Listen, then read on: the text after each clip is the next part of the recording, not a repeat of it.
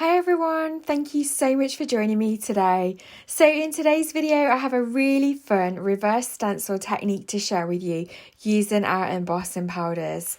I've got this beautiful butterfly garden stencil from Gina Designs, and it's a very detailed stencil, which I really love, and that's why it's perfect for this technique. I've got my Wow Embossing ink pad and I've got the Seth Apter Mixed Media embossing brush, and I'm just going to make sure that my ink pad is nice and juicy, so I'm just going to add some more embossing ink on there by just rubbing the brush all over my ink pad and making sure that it's nice and juicy.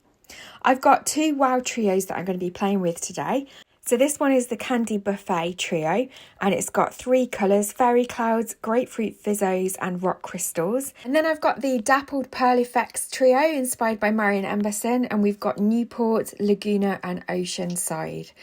So first of all, I've just got a card panel. I'm just going to trim it down slightly. This is the Wow Superior Smooth cardstock, so I've just cut it roughly in half, and we're going to then be able to create two cards using that one panel. I am going to be creating US A2 size cards today, but of course you could create these as A6 or whatever size you want that would work with your stencil. So I've used my anti-static powder bag on the cardstock just because I don't want any of my finger marks to catch on to any of the embossing powder. And then I've inked up the stencil using the embossing ink pad. So all I've done is applied the ink pad all over the stencil. I'm then laying my cardstock over the top of it and applying even pressure all over the card panel using my fingers. And then you'll see when I lift it up, you get that impression of the embossing ink there just on the cardstock. So you get that reversed stenciled effect. And I'm just going to add a little bit of each of those powders from the Dappled Pearl Effects trio over that panel, just so that we get a little bit of variation in the colours. So I'm just using some reverse tweezers to pick it up. You can, of course, if you can get a good grip on it, just use your hands. And then I'm just going to cover it all with that last colour all over that panel. And you'll see here that I'm not overly 100% happy with the results. I am still able to turn these panels into cards, but I find a much better way of doing this further on in the video, so you'll see that. So I'm just going to heat set it from underneath, just because I don't want any of that glitter or the chunks to blow off my panel. And then once it's caught, I'm able to just go over the top and make sure that I've heat embossed all of that embossing powder. And you'll see we get that lovely effect. You can see the stencil detail. It's not overly crisp, but it is there, and it does make for a lovely effect. So I give it another go, and I just try this time to use my brayer to ensure that I get more pressure all over the card panel. So I'm just laying my cardstock over the stencil there. I'm just putting a piece of copy paper over the top so that I don't get sticky fingers, and then I'm just using my brayer to roll that all over it.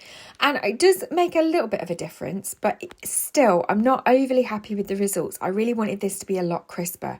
So finally I managed to discover a way that is going to make that effect a lot better. So I'm just adding each of the Candy Buffet trio embossing powders on the back of this. And again, they're glitter powders, so I'm heating from underneath. I don't want any of that powder to blow off. And again, you get this lovely kind of loose effect.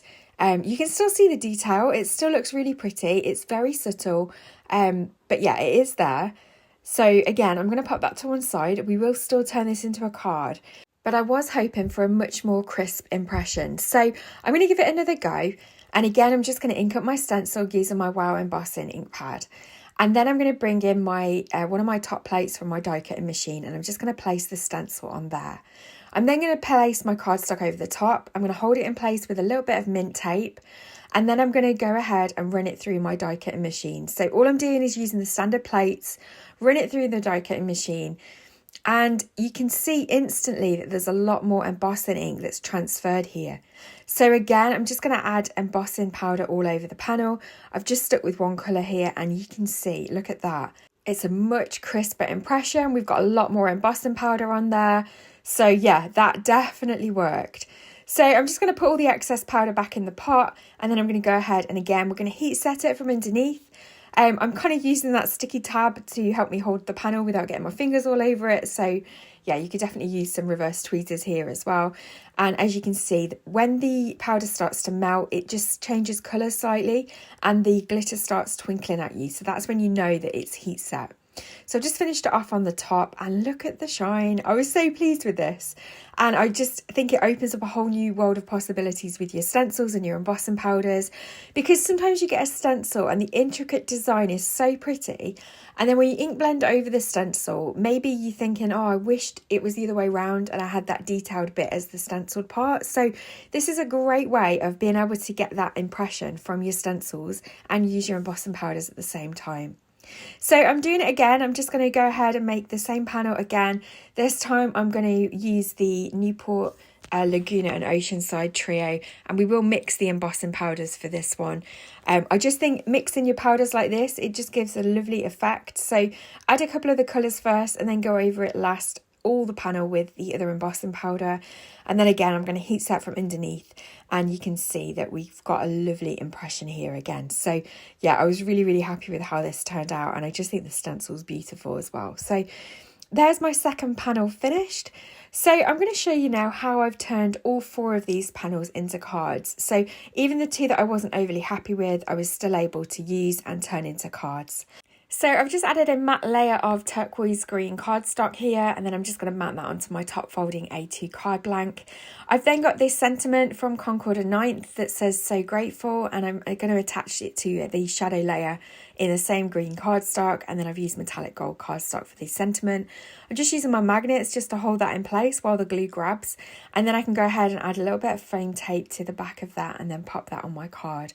So I really wanted the stenciled backgrounds to shine here. I didn't want to take away from the background, so I have kept the cards relatively simple. I've just added a little gold butterfly there and then a few little clear gems to finish, and that is the first card created. For the second card, again, I'm using this More to Say die set from Concord 9th. So I've got the Thanks So Much there from holographic cardstock, and then the shadow layer in some purple cardstock. And again, I'm just matting and layering this down to another piece of purple cardstock, attaching it to my card blank, and then using some double-sided foam tape just to attach the sentiment right in the centre of the card panel. And then again, I'm just adding a few little gems just to finish, because I really just don't want to take away from the backgrounds and the embossing powders. So sometimes it's just nice to keep the finished cards simple so that all that hard work of the embossing powder that you've created really shines through.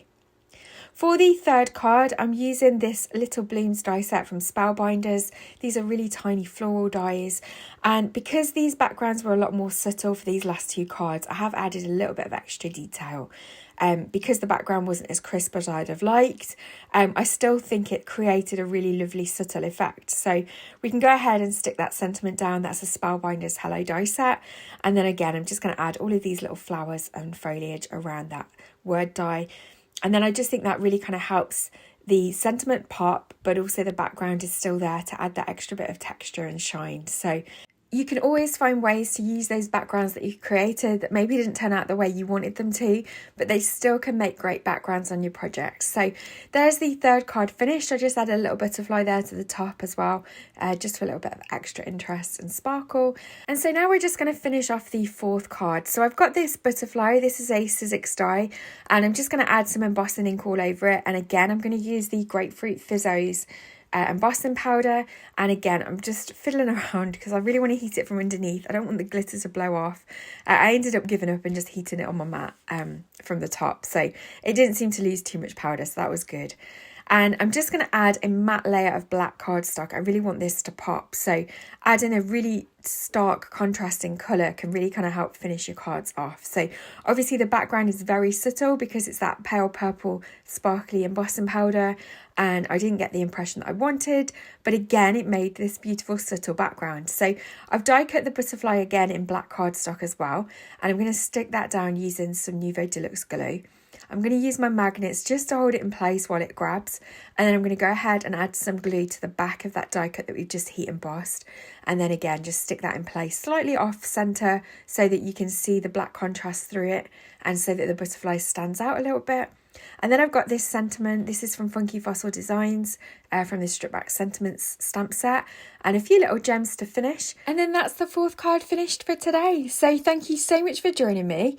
Please don't forget to hit the thumbs up button and let me know in the comments below which one's your favourite. Have you tried this technique before, or are you going to give it a go?